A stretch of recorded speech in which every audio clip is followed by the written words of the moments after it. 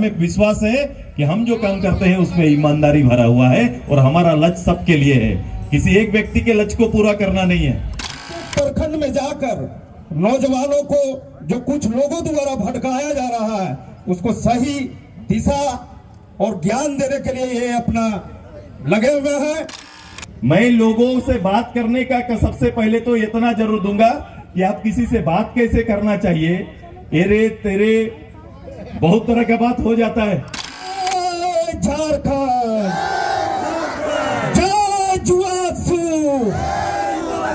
Public भागीदारी की तो बात होती है, लेकिन अंत तो कोयला में हिस्सेदारी का चर्चा ज्यादा होने लगता है कि लोग आपके भविष्य के, आपका धूल, आपको होने वाले नुकसान पर चर्चा कम करने लगते हैं। हमें उस पर भी ध्यान रखना है। तो है ये दायित्व को सुदेशमा तो पूरा करेगा। और ये गांव घर जाइए गांव घर में और अपनी प्रवृत्ति, अपना नेतृत्व को बड़ा स्पष्ट रूप से रखिए।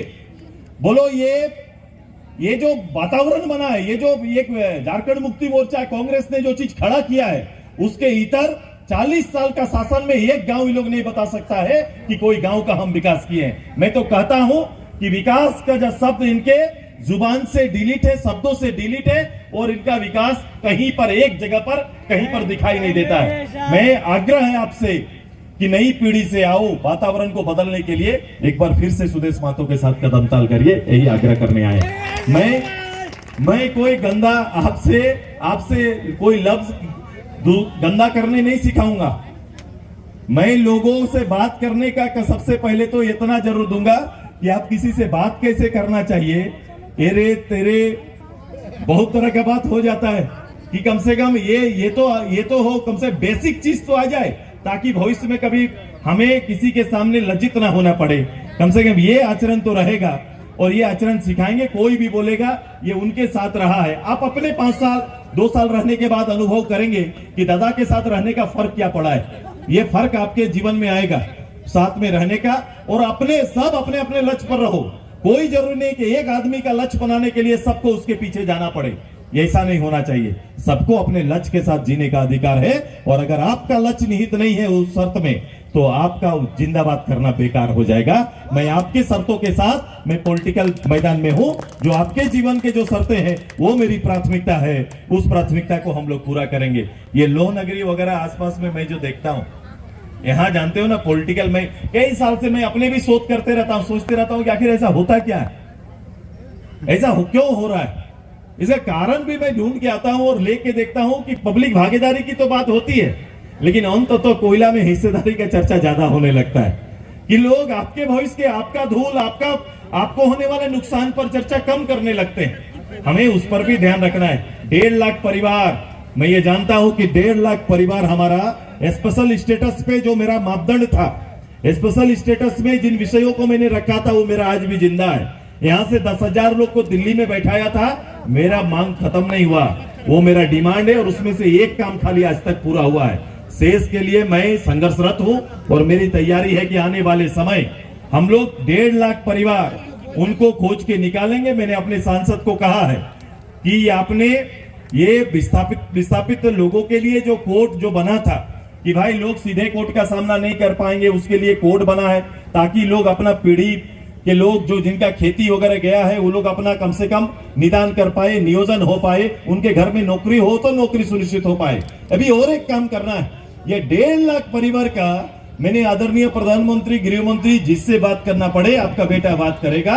इन परिवारों का जिनका जमीन गया है, अब अगली लड़ाई यही है कि वो परिवार अगर खनन वहां काम खत्म हो गया तो उसका उपयोग फिर से या तो किसान करे या उसके परिवार को करने के लिए दिया जाए। इसके लिए जरूर हम बात करेंगे, इसकी पहल जरूर हम करेंगे। ये एक मेरा विषय है जो मुझे लगता है कि उस बहस का हिस्सा होना चाहिए, ताकि किसी को आज के दिन में नया कोई इंडस्ट्री खड़ा नहीं हो पाता है, नया कोई बांध तैयार नहीं हो पाता है। उसका कारण नहीं है क्योंकि पहले ही इतना बड़ा घाव दिया हुआ है कि आगे कोई इसके लिए आगे नहीं बढ़ता। तो तैयारी करनी है कि इससे आधारित फैक्ट्री आए। हमारे यहाँ पावर प्लांट कहाँ बन रहा है, पुरानी चिमनियां जल रही है और उसी में नौकरी खोज रहे हैं। नई चिमनी कहीं जल रहा है क्या? नया चिमनी, नया इंडस्ट्री आ ही नहीं रहा है। नया इंडस्ट्री नहीं आएगा तो पलायन होगा। इस पलायन को रोकने के लिए भी पहल करेंगे। समय आने दो, मैंने 8 महीना मांगा है। चीजों को बदल दो। इस कोयलांचल, बोकारो, धनबाद, गिरिडीह, ये आसपास का हर परिवार, हम लोग साथ मिलकर काम करेंगे और राजनीति की एक नई परिभाषा को गढ़ेंगे। ये हमारा संकल्प है और इस संकल्प को आपके साथ मिलकर पूरा करेंगे। हमें विश्वास है कि हम जो काम करते हैं उसमें ईमानदारी भरा हुआ है और हमारा लक्ष्य सबके लिए है, किसी एक व्यक्ति के लक्ष्य को पूरा करना नहीं है। हो रहा है, कर लीजिएगा इसको, इसका अनुपालन करिएगा ना। अपने शोर को बड़ा करो, किसी के लकीर को छोटा करना नहीं, अपनी लकीर को बड़ा करना है कि नहीं? चलो आजसू पार्टी जिंदाबाद, आजसू पार्टी जिंदाबाद। मैं आपके सामने एक काम यहाँ कर रहा हूँ।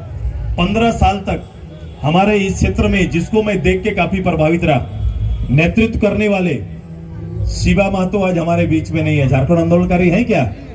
नहीं है ना हमारे बीच।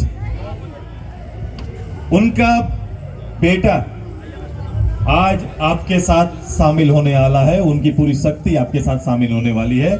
जोरदार ताली से उनका सम्मान करिए।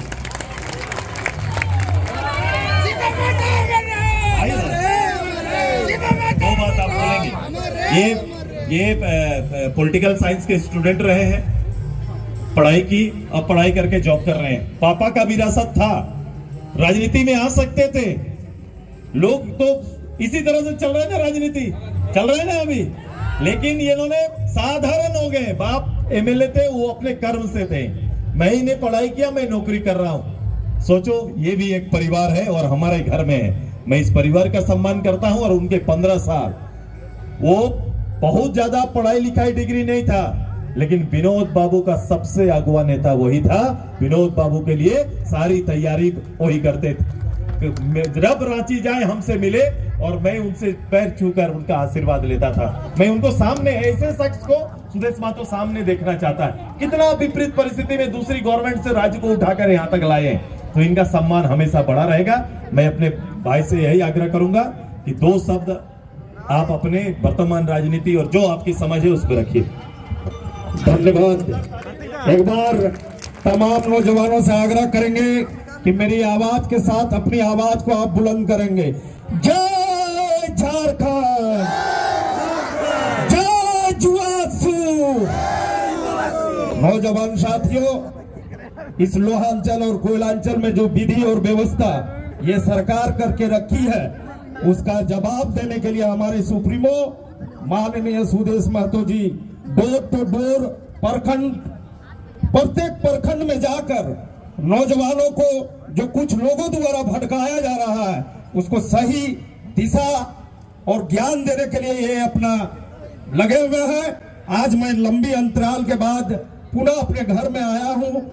मेरी सौभाग्य है कि आज ये सम्मान जो आजसू परिवार ने हमें दिया है, मैं बढ़ चढ़कर जो भी जिम्मेवारी हमें मिलेगी मैं करूंगा। नमस्कार, धन्यवाद, जोहार। चौखट से महिलाएं घर से बाहर निकाला। मैंने पहली बार समूह बनाना राज्य में प्रारंभ कराया। समूह आज शक्ति बनी, उसका सबसे बड़ा उदाहरण आज भी लज से भटका हुआ है अभी जरूर, लेकिन बावजूद आज राज्य का सबसे बड़ा शक्ति बनकर रही है कि नॉन बैंकिंग सिस्टम में आज के दिन में गांव के अंदर में अगर कहीं भी रात बिरात 50,000 रुपया का जरूरत पड़ता है तो सखी दीदी के पास ही होता है और उसके लिए उसे कभी भी जमीन या गहना बंधक रखना नहीं पड़ता है। ये सुनिश्चित आपके अंदर में कर दिया। 2 बजे रात को कोई मैनेजर खोलेगा क्या बैंक? 5 बजे बंद होता है। अगर 4:30 बजे गए तो बोल देंगे कि बैंक बंद हो गया, होता है कि नहीं? लेकिन देखो कि आपका भाई ने जो करिश्मा किया है, जो बदलाव लाया है। एक तो दीदियां बाहर आई, कभी रैली का हिस्सा नहीं होती थी। वोट को लेकर वो कभी भी जागरूक नहीं थी।